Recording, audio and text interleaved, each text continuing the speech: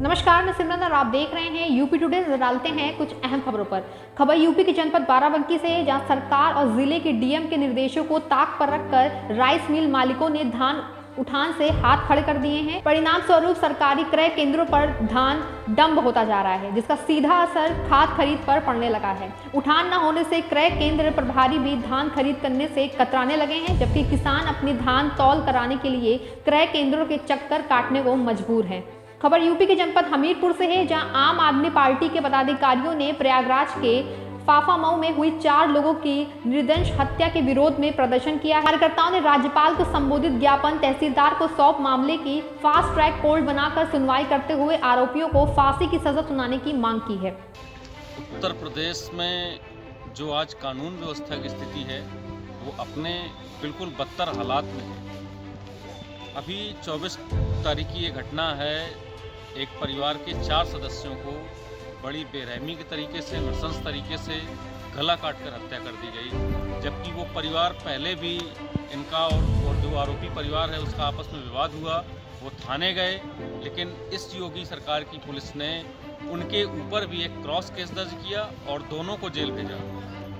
बार बार उनको आरोपी परिवार इस परिवार पर, पीड़ित परिवार पर हमला करता रहा, लेकिन पुलिस लगातार उनकी मांग पर सुनी करती रही और उसका परिणाम ये हुआ कि उन आरोपियों के उन दबंगों के हौसले इतने बुलंद हुए कि बाद में उन्होंने उस परिवार के 4 लोगों की हत्या की। और सिर्फ हत्या ही नहीं की, उस परिवार की एक नाबालिग बेटी के साथ जघन्य अपराध हुआ, उसके साथ दुष्कर्म किया गया। पोस्टमार्टम रिपोर्ट में इस बात की पुष्टि हुई और फिर चारों लोगों की हत्या कर दी गई।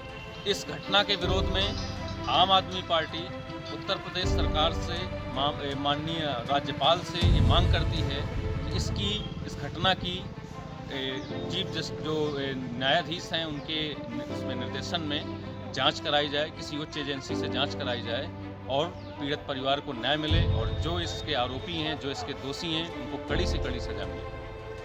खबर यूपी के शाहजहांपुर से है, जहां आज जिले के प्रभारी मंत्री कपिल देव अग्रवाल की अध्यक्षता में किसान भवन में जिला योजना समिति की बैठक संपन्न हुई, जिसमें यूपी कैबिनेट मंत्री सुरेश कुमार खन्ना समेत जिला पंचायत अध्यक्ष ममता यादव, विधायकगण चेतराम पासी, रोशन लाल वर्मा, रामनेंद्र सिंह, वीर विक्रम सिंह, जिलाधिकारी इंद्र विक्रम सिंह, सीडीओ श्याम बहादुर सिंह समेत जिले के जिम्मेदार अधिकारी मौजूद रहे। आज ये शाहजहांपुर जनपद के प्रभारी मंत्री होने के नाते जिला योजना की बैठक का अनुमोदन हमने किया है और आप सबको जानकारी होगी कि जिले से एक बजट बनकर के जाता है कि हमारी रिक्वायरमेंट क्या क्या है, आवश्यकता जनपद की क्या क्या है।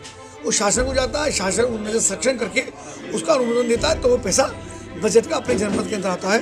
तो हमारे आज के में 4 अरब 68 करोड़ रुपये का ये बजट हमने स्वीकृत किया है, यानी प्रस्तावित करके शासन को भेजा है, जिसमें विभिन्न प्रकार की योजनाएं, सड़कों की योजनाएं हैं, सामान्य हैं, विकास की योजनाएं हैं, उसके अंदर रोजगार की योजनाएं हैं और स्वच्छता के लिए है, मनरेगा के लिए योजनाएं। इस प्रकार की जो भी विभिन्न प्रकार के बजट हैं उन्हें सबका प्रस्ताव बना करके भेजा गया है।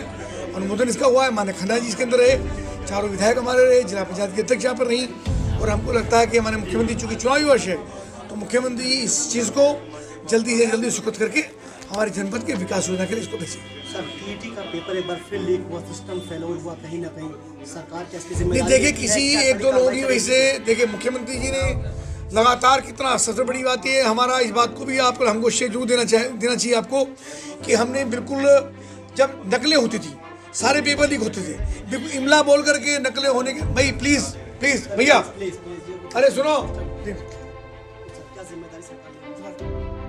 खबर यूपी के शाहजहांपुर से है, जहां आज सुबह कड़ी सुरक्षा व्यवस्था के बीच 29 परीक्षा केंद्रों पर यूपी टेट की परीक्षा प्रारंभ हुई। इसी बीच शासन से सूचना आई कि प्रयागराज में पेपर लीक होने के कारण परीक्षा रद्द की जा रही है, जिसके बाद शाहजहांपुर में अभ्यर्थी मायूस हो गए। अभ्यर्थियों का कहना है कि वो दिन रात मेहनत कर परीक्षा दे रहे थे, पेपर भी बहुत अच्छा आया था, लेकिन पेपर रद्द होते ही पूरी मेहनत पर पानी फिर गया। क्या नाम है आपका? कोमल वर्मा। ये बताइए किस तरीके की तैयारी थी और क्या मान रहे हैं इस पेपर को रद्द हुआ है? पूरी तैयारी थी हमारी। अब ये तो बस यही बोला गया है पेपर लीक हुआ है, किस बेस पे हुआ है ये अभी तक तो कुछ नहीं पता नहीं है।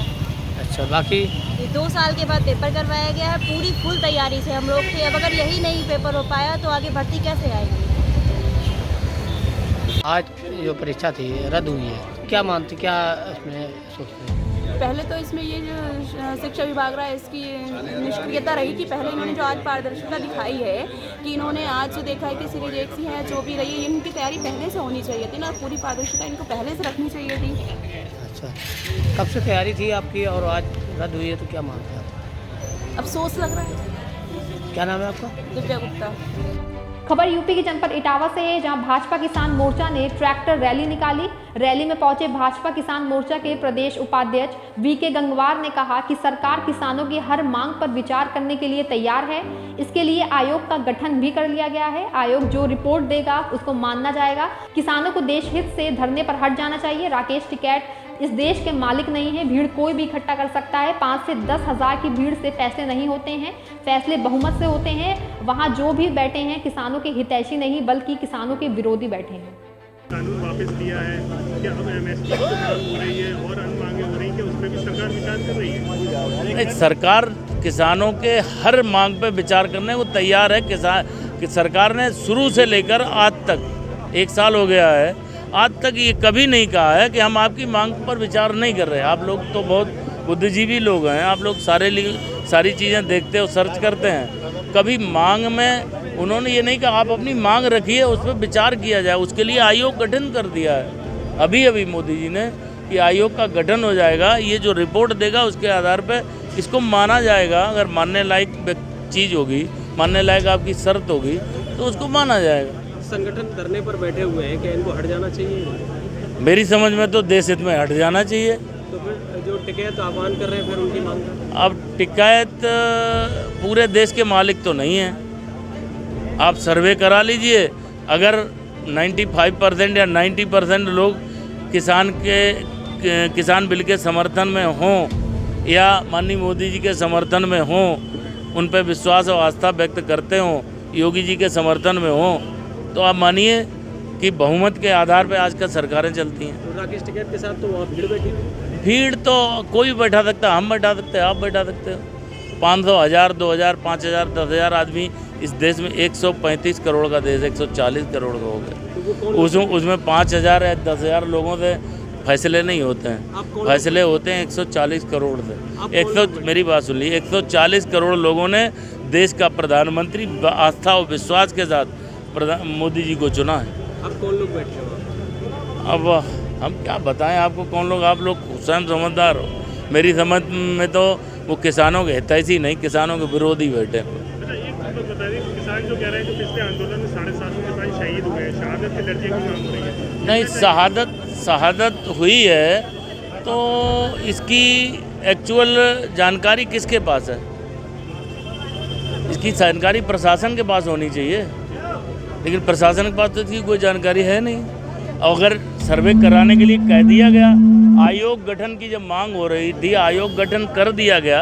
आयोग जो सूचना देगा, आयोग जो रिपोर्ट अपनी देगा, उसके आधार पर आगे की कार्रवाई की जाएगी। खबर यूपी के जनपद सुल्तानपुर से है, जहां प्रदेश में आज यूपी टेट की परीक्षा के पेपर आउट होने के बाद सुल्तानपुर में युवक कांग्रेसियों ने नाराजगी जताई। हाल ये रहा कि नाराज कांग्रेसी सीएम योगी का पुतला लेकर पुलिस अधीक्षक कार्यालय पहुंच गए और उसी के सामने सीएम योगी का पुतला फूंक दिया। वहीं एसपी ऑफिस के सामने प्रदर्शन और पुतला दहन की जानकारी लगते ही पुलिस विभाग में हड़कंप मच गया।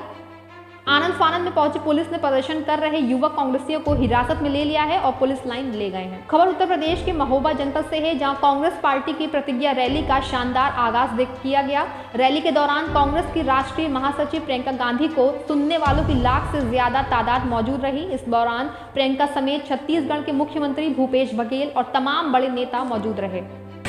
आज की रैली ने ये साबित कर दिया है कि जो कांग्रेस मुक्त भारत का सपना और बातें करने वाले लोग हैं, जो आज सत्ता में बैठे हुए हैं, जिन्होंने अभी चंद दिन पहले अपनी सभा की थी महोबा में ही, माननीय प्रधानमंत्री जी ने तमाम लोगों को प्रेशर देके सरकारी मशीनरियों का दुरुपयोग करके कोटेदारों तक को लक्ष्य तय करके भीड़ बुलाई गई थी। और आज हमारी प्रियंका जी की जो सभा में भीड़ आई है वो स्वतः प्रेरित भीड़ थी, जिसने किसी भी प्रलोभन को, किसी भी दबाव को दरकिनार करते हुए आज प्रियंका जी को सुनने के लिए उन्होंने सारे रिकॉर्ड तोड़ दिए। 1.5 लाख से ऊपर की कम से कम संख्या आज हमारे यहाँ सत्ता स्टेडियम में उपलब्ध थी, जिससे हम कांग्रेसियों का मनोबल बहुत ऊँचा हो। आपने आज देखा कि हमारी राष्ट्रीय नेतृत्व कितना गंभीर है बुंदेलखंड को लेकर। उन्होंने यहाँ पर त्रिपाठी हत्याकांड से लेकर एसपी की फरारी से लेकर हमारे यहाँ के पान से लेकर बनारस के अदरक तक की चर्चा की।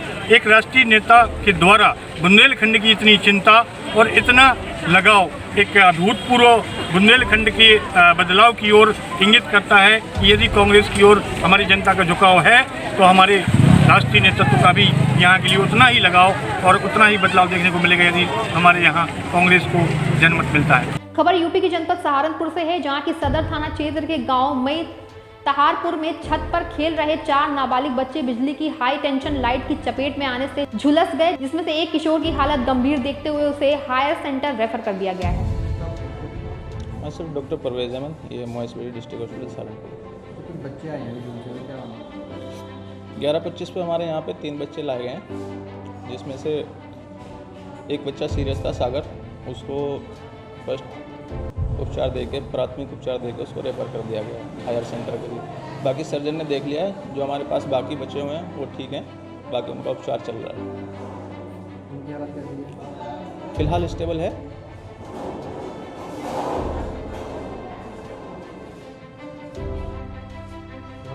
विशाल सर, मई तारपुर। क्या हुआ था वहाँ पे छत पे खेल रहे थे, और ऊपर लाइन है वो टावर वाली, तो उसमें वो टच हो गया। प्लास्टिक से ले रहे थे तो वो घुमा रहे थे, वो उसमें टच हो गया, कारण फॉल्ट हो गया। सागर। तो क्या मतलब सागर आप लोगों से था? जी हाँ जी, पास में ही रहते हैं, पड़ोसी किराए पर रखते हैं। तारवार कोई नहीं, कुछ नहीं। कौन कौन जलाया? 4 आदमी थे, विशाल, निशांत, प्रिंस, एक सागर। अच्छा, फिर सागर भी जलाया? सागर सीरियस है। सागर सीरियस है, उसे दिल्ली वो कर दिया, रेफर कर दिया। खबर यूपी के हमीरपुर से है, जहां अपर मुख्य सचिव गृह मुख्य कार्यपालक अधिकारी यूपीडा अवनीश अवस्थी हमीरपुर बुंदेलखंड एक्सप्रेसवे का स्थलीय निरीक्षण करने पहुंचे। वहीं एक बड़े इलाके के एक्सप्रेसवे का हवाई सर्वेक्षण किया गया और एक्सप्रेसवे से जुड़े अधिकारियों और इंजीनियरों से बैठक कर निर्देश दिए गए। एक्सप्रेसवे का निरीक्षण किया है, क्या कहेंगे सर? आज हमीरपुर जनपद में ये तीसरा स्टॉप है, जहां चित्रकूट, बांदा और अब हमीरपुर में हम लोग निरीक्षण कर रहे हैं। डीएम साहब और कप्तान साहब यहाँ पर हैं, हमारे सहयोगी हमारे सीजीएम साहबान और चीफ इंजीनियर साहबान, और यहाँ पर अशोका बिल्डकॉन के जो है सभी ऑफिसर्स यहाँ पर हैं, टीम है। रिकॉर्ड टाइम में इस सड़क को बनाया जा रहा है। हमारी कोशिश ये है कि बहुत जल्दी ही जो इसका मेन कैरेज है इसको पूरा कर दिया जाए। हम लोग यहाँ बिरमा नदी के पुल पर खड़े हैं, आपने देखा होगा ये पुल लगभग 18 से 20 महीने में पुल ही तैयार कर दिया गया है। साधारणतः इस तरह के पुल 3 से 4 साल लेते हैं, लेकिन हम लोग ने 20 महीने में इसको किया है। लेकिन फिर भी इस काम को और जल्दी से जल्दी पूरा करें, और हमारी कोशिश ये है कि चित्रकूट से दिल्ली जो है लगभग 6 से 6 घंटे में लोग पहुँच जाएँ। ये जो माननीय मुख्यमंत्री जी का जो विज़न है, प्रधानमंत्री जी ने इसका शिलान्यास किया था, इस विज़न को पूरा करने के लिए मुख्यमंत्री जी का आदेश है, जल्दी जल्दी हम लोग पूरा करें। कल वो स्वयं भी एक रिव्यू लखनऊ से पूरे बुंदेलखंड का एक्सप्रेसवे का करेंगे। हमारा प्रयास है जल्दी जल्दी काम। क्या संभावना है सर, कब तक पूरा हो सकता है? देखिए, इतनी जल्दी से जल्दी काम चालू किया जा रहा है।